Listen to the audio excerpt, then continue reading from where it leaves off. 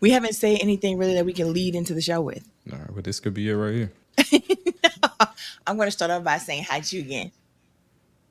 Okay. Good evening. Good You gonna evening. mess it up. I don't overthink it. I It forget don't there's have a to be nothing delay. special. Good evening. Good evening. How are you today? I'm doing well. How are you? I'm fantastical. Are you ready to start the show? Sure.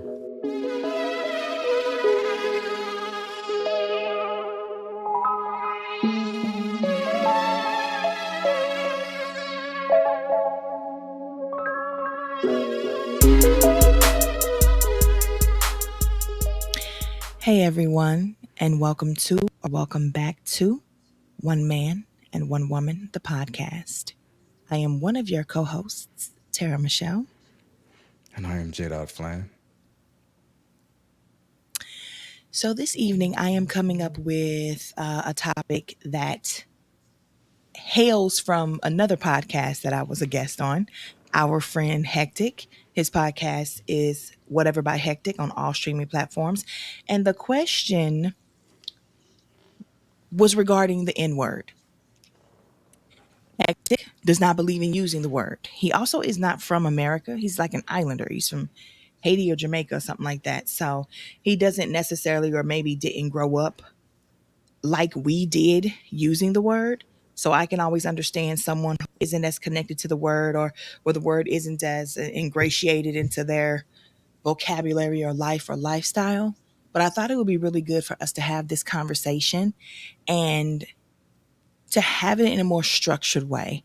I want to ask you some specific questions. And of course, I will let you know if I agree or I disagree. But I just think it's better to keep it in line, keep a little focus on the conversation so we reach all the important parts or points. Is that okay? Okay. Perfect. I already know because we've had this conversation before exactly how you feel about this, but I think it's still going to be a good conversation. My first question is, how do you feel about the origin of the word ER? Man, I don't think there's any way to feel positively about the origin of the word. It was never intended to be positive. Yeah, I mean, I really don't know how to answer that question because I don't see any alternative than to be offended by it. I mean, that's your answer. Okay. I too find it to be highly offensive. I am aware that that's probably the last word that many of our ancestors heard as they were hung in trees and lynched, with crowds watching and cheering and taking pictures, or, drawings and whatever sick stuff those individuals used to do. So I think it was a very heinous word. It was created to be a very hurtful, harmful, degrading thing. And the origin of it is very toxic and dehumanizing and deplorable. So the second question is, do you use the word and why? If you do, So, I mean, are we being specific again? Do I use the original word, the ER? Or, I mean, you can explain that. Do you use the word? If you say yes, you say, but I don't use that version. I use this version. yeah, I do use the word. I use the word uh, expertly, if I might add. I don't know, quite proficient. Yeah, it is a part of, dare I say it, like my culture. Like it's a part of where I'm from, how we talk. I understand. I think the understanding I have as a black person that seems to be lost on other groups that want to get in on this word for some reason, is that it's a very individual thing. You know, as a black person, I don't have the right to use that word when referring to any and all, black people without expecting them to get offended. That is, between me and people that I know or people that, I understand have a similar viewpoint on the word. That is, a term of endearment. I mean, it could be just about anything, but yeah, I mean, it's something I think shared in the midst of a very specific community. And I think even inside the community, I understand it's not just ubiquitous. I don't have the right to just run around and say whatever to whoever and think that there's not going to be consequences. So it's difficult for me to understand why other people can't grasp that concept. So, do you think it's fair for a group of people to claim ownership of a word? I don't think we're claiming ownership of it. And and the idea of people like I can't say it. Yes, you can. If you feel it in your heart, that much to say it. Here's the thing about just life in general. You can do. You have the freedom to choose. You don't have the freedom to choose your consequences. So we're not. No one is. I don't think we own the word. I don't think we own the word. And you do have the freedom if you want to and you feel in your heart that that's something you need to do. There's no magical robot that's going. There's no lightning bolt that's going to come down from the sky when you say it. There may be other consequences, and those are just that's the way society and life works. But yeah, nah, I don't necessarily think we own it. Okay. Who else can say it Again, anybody. without consequences? Who I is invited to the cookout to say these words or Nobody. this word? I'm And, sorry. and again, like I said, as a black man, I can't always say it without consequences. That is something that's an understanding I have between me and the person that I'm communicating with. If I don't have that understanding with that person, I could face consequences by saying it.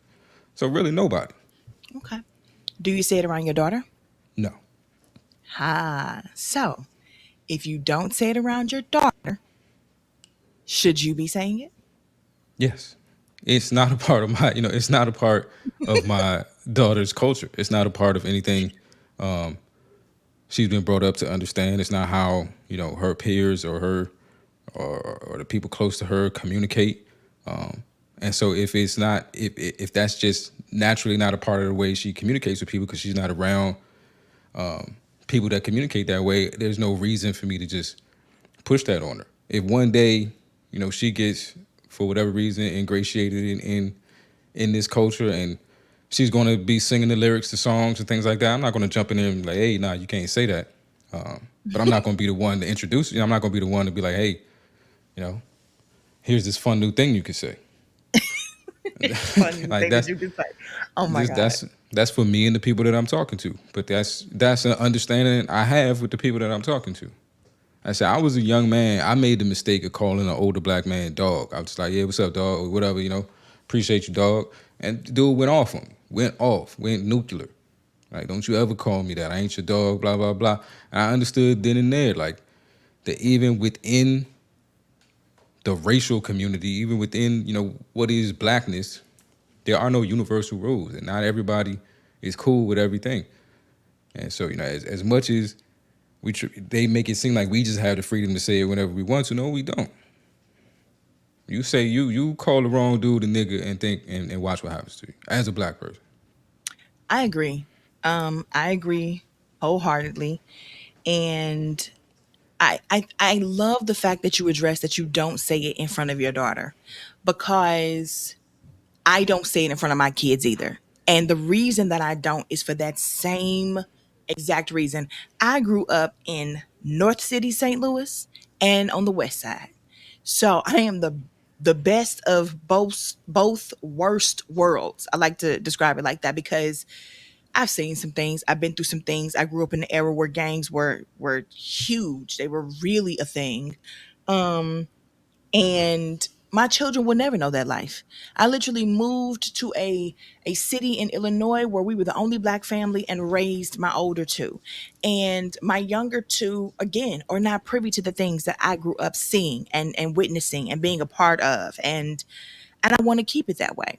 So even though they are black, that is not their experience.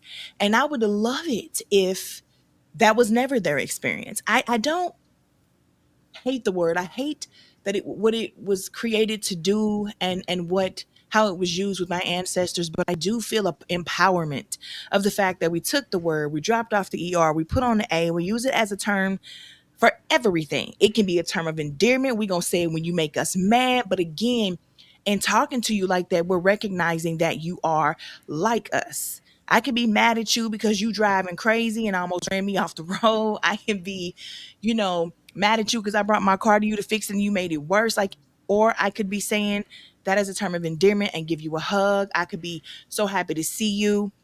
It is a plethora of things for us. But I truly believe that it is for us.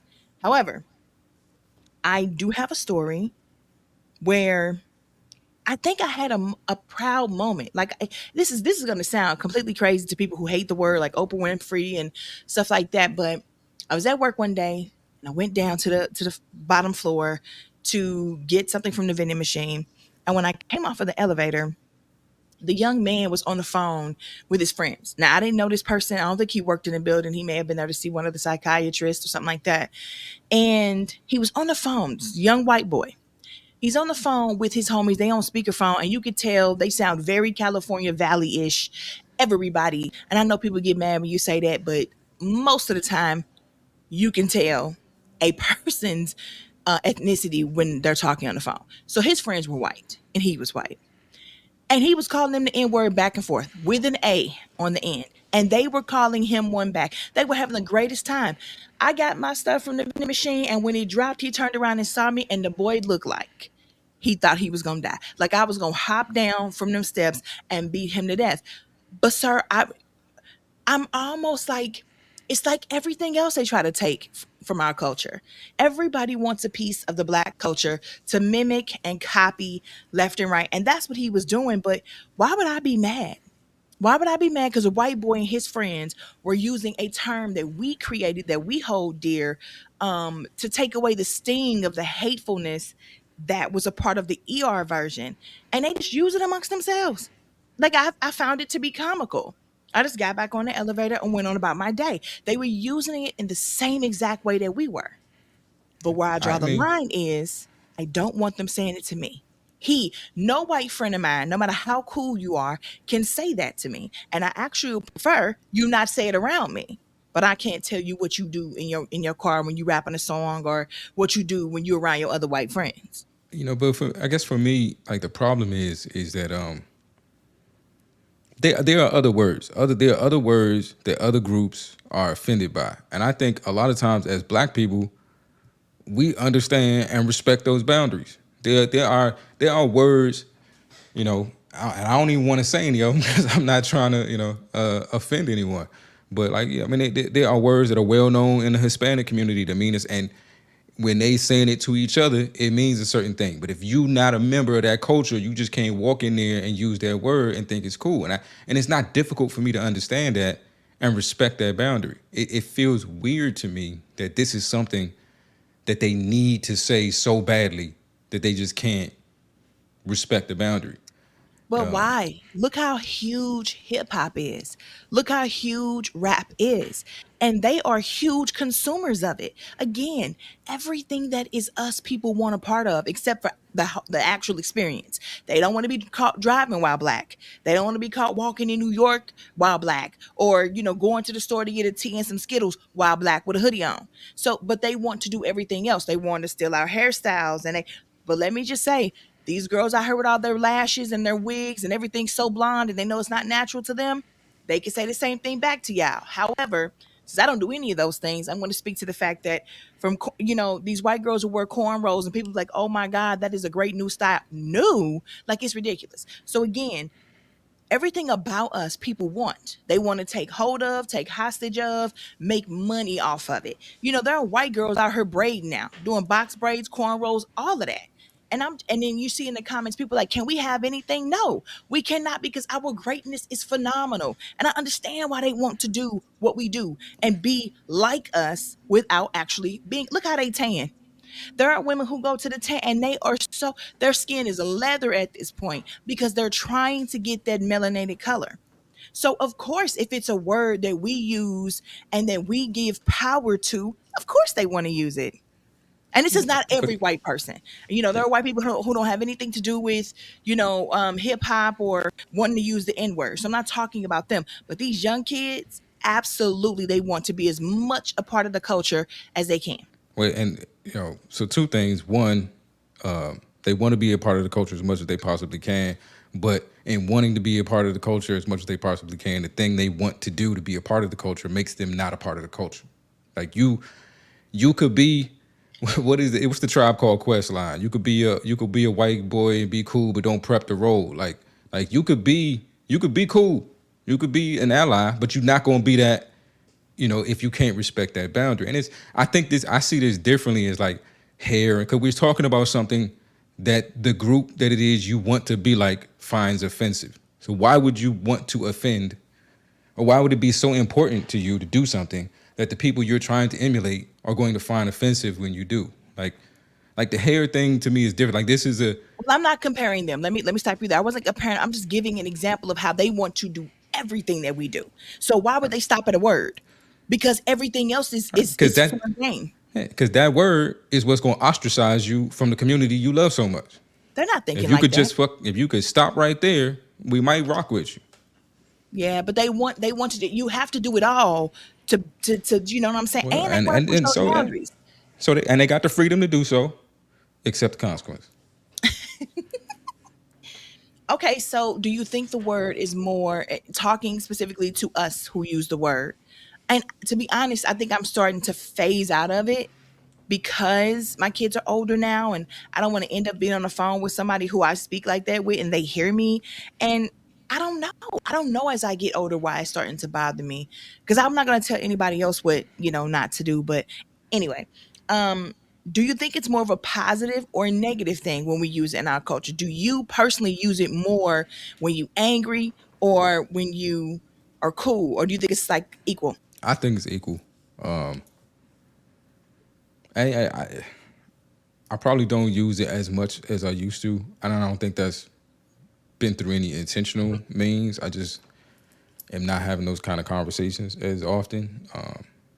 But yeah, I don't know. I don't know. I call one of my homies and let him know that's my nigga, or I can be talking to him about that trifling nigga that won't pay me my money back. Like it's uh, it could be either or and it's one of those. It's one of those, and that's as a person who dabbled with poetry and rapping and stuff and loves the language. It's just one of those beautiful words that you could have so much fun with just what you say before and what you say after, or your intonation, or like you could just it can mean so many different things so subtly.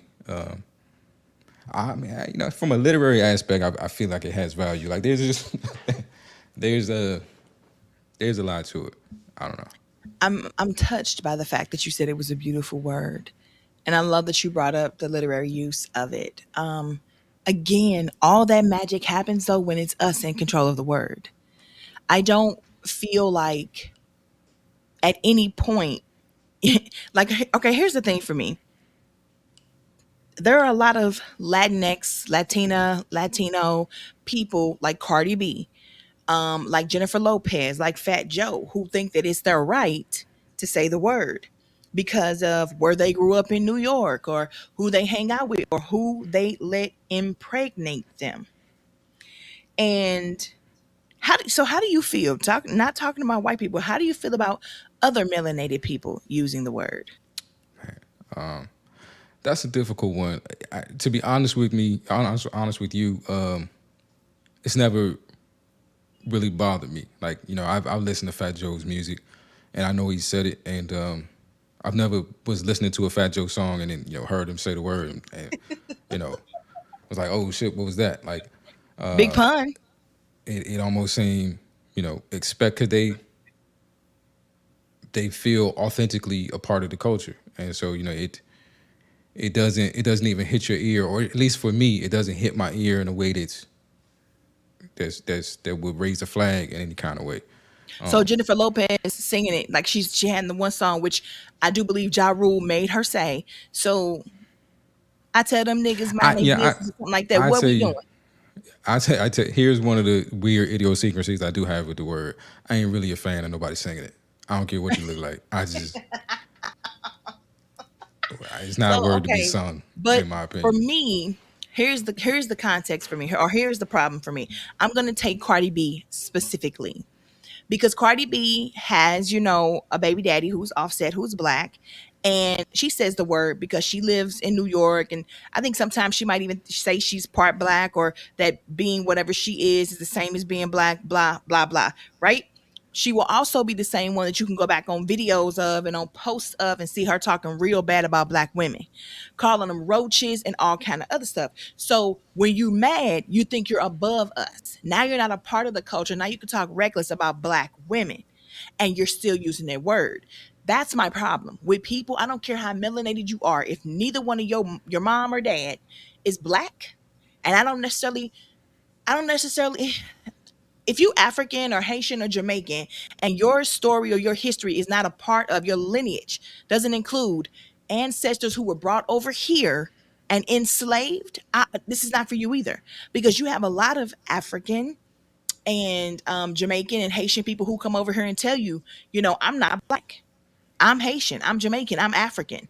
You know what I'm saying? So this isn't for you either. I don't think it's about for the people who are like, oh, I'm African American, or whatever mess Raven Simone was on, or people who come over here and state specifically what they are. We are the lost people who have had their histories and their lineage ripped away from them, and we have created our own, I want to say genre, but ethnicity or whatever you want to call us, and saying that we are black. True black is a color, but it means so much more. That black magic thing that we have made this group, this family, this unit a thing, just like we have taken the power back when it comes, to that word. So I feel like just because you sleep with somebody and get impregnated by somebody, just because you grow up around a bunch of people, just because you live in the same neighborhood as them, does not give you the right.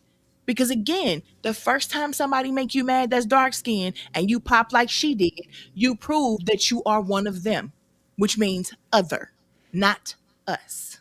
Yeah, it's just one of those things that like I said, for me, it's a very individual thing because as strongly as you feel that way, like nobody makes there's nobody that makes the rules. There's no set of rules. It's really consequences, and I guess she's done it and not faced consequences. So it is what it is. But for me, like it's very individual. It's my relationship with the person that I'm talking to. Is this the way me and this individual communicate? Yes, then we good. If that's not the way you and I communicate, then no, we don't need to cross that road. But Do you think we'll ever get to a place where we're okay with every other group saying it? no, I mean I won't. Not not in my lifetime. It really just irks my nerves that like because this is not a foreign concept. This is just not a foreign concept. If we all got family members that we probably call by a nickname. Maybe you call somebody in your family Stink, and everybody in the family call them Stink. You can't come from across the street and just start talking Mhm. about Stink and think it's cool. Like it's easy to understand that just because a thing everybody else can say a thing, if you're not a member of that group, then you don't have license to just say it without offending people. So Well, I just don't even when you were, understand why it's such a need. Like if I just told you you why. can wear the clothes, you can listen to the music, you can do all the others, you can inject shit in your lips, and I don't know whatever else you want to do. Can you knock yourself out? Oh Or my you God. can Well, again, when if you we wanna are do the those best things and thing, then consider yourself comfortable around us, you can't also say the word. we are the best thing around. We are the best thing popping. Our culture is magic. We created country and blues, all the music. It comes from us. We all hail from Africa, and Jesus is black. It's in the Bible. Skin of bronze, hair of wool. But people like to snatch things from us and take things and make it seem like they originated. How many black people created things and somebody came and had money and went and patented that thing and stole from us? This is what has been done since the beginning of Caucasians coming out of the Caucasus Mountains. So when you have stuff like that, and all people do is take, steal, steal, steal, they're not going to stop at a word. I can't. I can't begin to explain how people who want to do something and are fascinated by something are going to take that something. Some people just with their privilege feel like everything can belong to them, even if they had nothing to do with the magic of it. Like I said, they created the negative word. We took it, and I think that's what makes them mad. I think that's why they tempt that, because it's like, how dare you actually make something great or make something positive for you guys, from something that we wanted to destroy you. So again, and then back to the point that you were making about this not being a new concept, or this not being a foreign concept. When you talk about the negative connotations or the negative slurs for Italians and Mexicans and things like that, most people don't know about those. I found out about those as an adult. I had never heard any of those because I don't hang out with that people in that of that ethnicity. So, but everybody knows the N word, everybody. So this is so much more monumental than just a small subset of people. And that's just like cracker. Stop playing with me. You cannot equate that. I don't even know how that makes sense. Because where does that even come from? Like calling somebody this is too much. And it's not even nobody has ever been enslaved and called a cracker while being oppressed. It's apples and oranges here. The N word is the biggest, baddest slur ever to exist in the terms of the United States. I can't speak about everywhere else. But yeah, but when you find out what those words are, you're not sitting there like, man, I can't wait to be cool enough with somebody to be able to go over there and say, well, like you just don't have this thing that grows in your heart. Like I now have a secret mission in life is to possibly just be like, I, No, you know why? Two reasons. One, I don't hang out with those groups of people. Two, I'm not trying to be like those groups of people, those ethnicities. And three, there isn't a whole bunch of music and movies and Instagram accounts of rappers and people who are shoving it at me all day long, making my favorite type of music, my favorite songs where they say it 100 times, and I just want to sing along with them. And who can just pause themselves every single time it's said, and it's said 37 times in a sentence. So it's huge and it's everywhere in their faces. Those other words are not anywhere in any of our faces or a part of any huge musical genre. yeah, it's just it doesn't matter to me. It's And I feel it. I agree with you. I'm just I'm just, you know what I'm saying? I want to see it from or to speak from two different sides. I agree with everything that you said. I don't really want anyone else to use the word. I'm not opposed to us not using the word, but I know it's so deep in our culture that if the word ever does go away, it definitely won't be in our lifetime. it's not something like you said. I know there are people who are not comfortable with that word. If I Hmm. go on hectic show, I can have a whole conversation without using that word. I go on people's shows that don't like cursing. I curse as a regular part of my speech, but if I'm over there, you know, I can be just fine with it.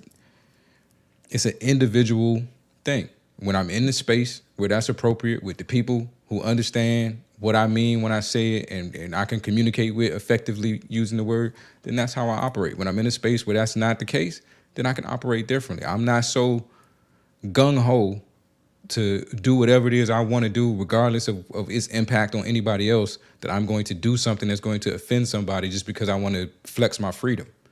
Like, yeah, you got the freedom to do it. You just don't have the freedom to choose the consequence. Enjoy And I yourself. will say this too. I will say this because I notice it every single time I'm on social media. Other people, other groups can be so cruel and so mean. Like they say some of the worst things I've ever heard in my life. But then I will go onto a reel, and I'm not saying that there aren't black people out here who can get real ignorant and real nasty on social media. But what I see is when someone does, like we're gonna take the gymnasts out here, like Simone Biles. Every time some or Shakari Richardson, I think is her name. Anytime she wins, all the comments from all the white people under the thing or she is not classy, she's a terrible winner, I hate her face, I hate her wigs, I hate her nails. They talk so bad about her, and she's representing the United States of America. Simone Biles is the worst to ever do it. She's too chunky. meaning muscular. I remember I miss the days when girls were elegant and petite, and then they'll post all the white people from 1922 or whatever, and it is so deplorable and racist.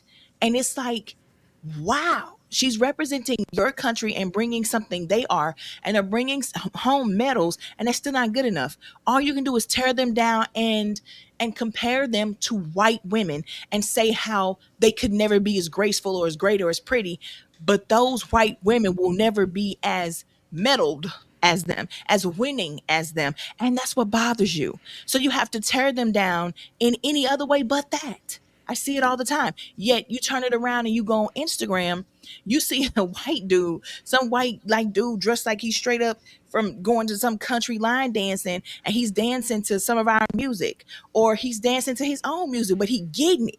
Like the rhythm is there. We invite him to the cookout. He get a free come on over to the picnic. It's always like that with us. We are warm and inviting and welcoming to so many, but we do not get that back. Again, they will take and take from us. People who are like that. Again, I cannot stress enough, and I'm not saying all white people are this way, but the majority of them want us to be puppets so they can make money off of us, or they want to steal everything that is magical about us and then shoo us away to the corner to be silent while they take all the credit for it. That's what you see a lot. That is why we are affected the way that we are, and yet we still, as a people, are warm and inviting and welcoming to those who even remotely remind us of ourselves. And we are a beautiful people. I will say that. I am so proud to be a Black woman. I can't stress that enough. I am so proud to know that we are a loving people for the most part. Every ethnicity, every country has some bad apples, but if you look at history, the genocides, the raping and the pillaging and the conquering, the majority of it was not us. And this is just another version of that. Taking the word, trying to take the music, shout out to Eminem. Uh, I mean, because in all honesty, people consider, a vast majority of people consider Eminem to be the GOAT of hip hop and rap. He has sold more by leaps and bounds than anybody else. And he is white. It's always there in our faces. Always. Well, this was an interesting conversation. Yeah, you know. What? Now there's some places I'm just not.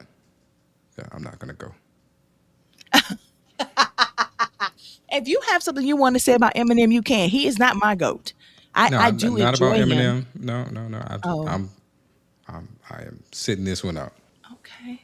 Well, we're gonna talk afterwards because I want to know what your mind is thinking because I'm interested. But I mean, yeah. Any words of encouragement for the people? Know who you talking to. Know who you talking to, and communicate effectively. And I will say this: no matter what you're doing, let's we're talking about this word in particular, but no matter what you're doing in life, if there are certain people that you won't do it around or that you won't say it around, maybe you should rethink whether or not you should be using it or doing it in general. Maybe. All right. Thanks everyone for listening to another episode with us. You know how to reach out to us. We're on social media. We do have a YouTube page. Come and find us. Come talk to us. Rap with us. Let us know what you think. All opinions welcome. And as always, be good to yourself and be kind to others. Until next week, holla. Holla.